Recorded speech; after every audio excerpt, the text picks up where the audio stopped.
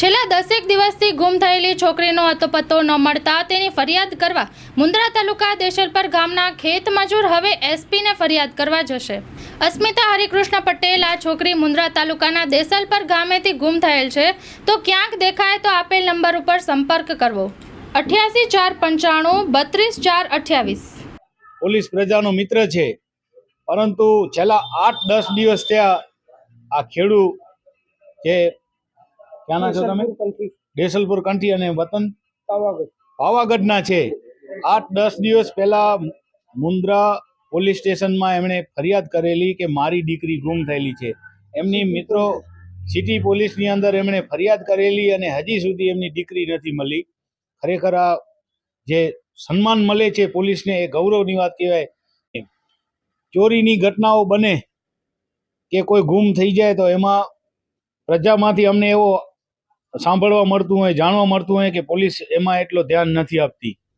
આપણે જોઈ રહ્યા છીએ પોલીસ છે તે સારી કામગીરી પણ કરે છે, પરંતુ જ્યારે પ્રશ્નો હોય એમને જ્યારે વાચા ન મળતી હોય ત્યારે જે આક્રોશ છે જે પ્રજાનો એ સામે આવતો હોય છે।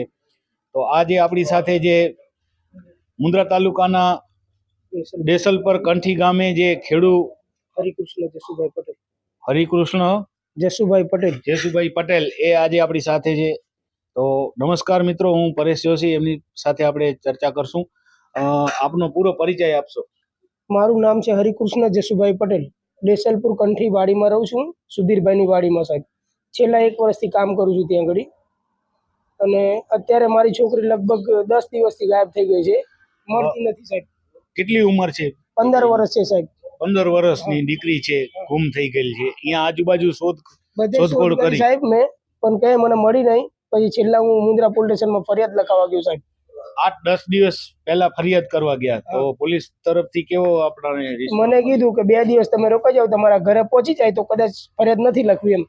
પણ ઘરે 2-4 દિવસ ત્યાં પહોંચી નહીં સાહેબ। પછી હું 3જા દિવસે ફરી પાછો ત્યાં ફરિયાદ લખાવા ગયો। પોલીસનો ફોન બોન આવ્યો તો તમારી દીકરી મળી કે ન મળી કે? ના સાહેબ, અત્યાર સુધી કોઈ ફોન આવ્યો નથી ને હું ફોન કરું છું તો સામેથી કોઈ જવાબ મળતો નથી સાહેબ।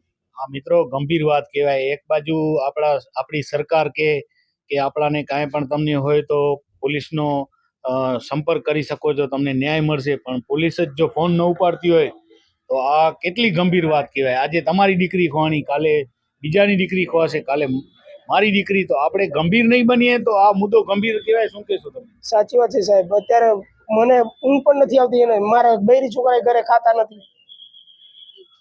અત્યારે ભાગી જાઉં કે શું કરવું? અહીંયાથી વાડી છોડીને જતો રહું તો હું ઘરે જઈને પૈસા ક્યાંથી લાવું સાહેબ? અહીંયા રહું તો પૈસા મળશે મને, એમ કરીને હું અહીંયા વાડી છોડતો નથી સાહેબ। તો હવે તમારી દીકરી એનો પૂરો નામ આપજો। કોઈ દર્શક મિત્રો તમે આ ઇન્ટરવ્યુ જોતા હો આજુબાજુ અને તમને જો ખ્યાલ આવે તો મદદરૂપ બનશો એવી અમારી અપીલ છે। અને એક ફોટો પણ અમે સાઈડમાં સ્ક્રીન ઉપર મૂક્યો છે, એ તમે જોજો। આમની દીકરી જે ગુમ થયેલ છે એ આપણે ભગવાનને પ્રાર્થના કરીએ મળી જાય। મારી દીકરીનું નામ છે અસ્મિતાબેન હરિકૃષ્ણ જેસુભાઈ પટેલ। ઉંમર વર્ષ 15 છે, 9મા ધોરણમાં ભણતી હતી સાહેબ। 3 મહિનાથી અહીંયા આવી છે, હમણાં જ ગુમ થઈ છે હજુ।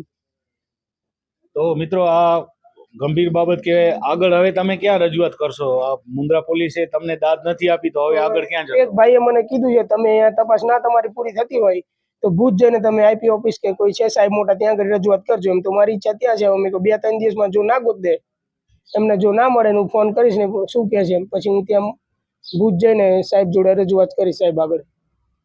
મિત્રો, મુન્દ્રા તાલુકાના દેશલપર કંઠી ગામના ખેડૂતો, અહીંયાના જે આગેવાનો છે એમને ઘણા બધા ક્ષત્રિય સમાજના આગેવાનો છે એમની સાથે આવ્યા છે અને એમને સપોર્ટ કર્યો છે એમની દીકરી મળી જાય એ માટે।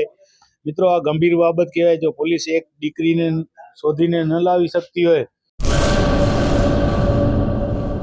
ESG EV solution private limited, electric ચલાવો, LED ટીવી લઈ જાઓ। અમારા માનીતા ગ્રાહક માટે લઈને આવી રહ્યા છીએ ખરીદી ઇલેક્ટ્રિક રાઇડ અને કોસ્બાઇક ઝીપ, લોડર પર LED ટીવી ફ્રી।